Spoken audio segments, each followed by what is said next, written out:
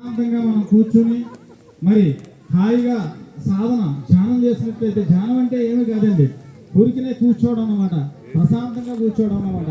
చూడండి, మనకి పెద్దలు మహనీయులు అందరూ చేసి చూసి మనకి అనుభవాలు అందించారు.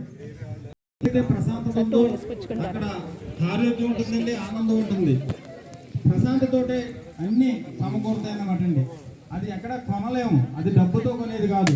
కొంత సమయం కేటాయించి మనం హాయిగా కూర్చొని కాసేపు ప్రశాంతంగా మన శ్వాసను గమనిస్తూ కూర్చుంటే, శ్వాస మీద ధ్యాస అన్నారు అంటే సులువైన పద్ధతి అన్నమాట అండి. ఏదైనా చెయ్యాలంటే అందరికీ అనుకువగా ఉండాలి, అందరికీ సులువుగా ఉండాలి. అతి సామాన్యులు కూడా మరి చేయగలిగే మార్గాన్ని అందించారు. ఇది గొప్ప విద్య అండి. ఈ విద్యను అందరూ నేర్చుకోవాలి. Okay sir, thank you sir. మరి శాసనం చెప్పేవారికి మరొకసారి అందరూ కరతాలతో నిలుతో మనం ధన్యవాదాలు చెప్పుకుందాం సార్. అలాగే మనం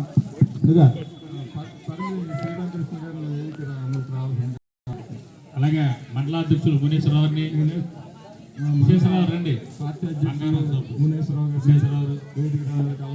అదేవిధంగా రాంబాబు గారు రండి, నారాయణ విశ్వేశ్వరరావు గారిని కావాల్సిందిగా ఆహ్వానిస్తున్నాను.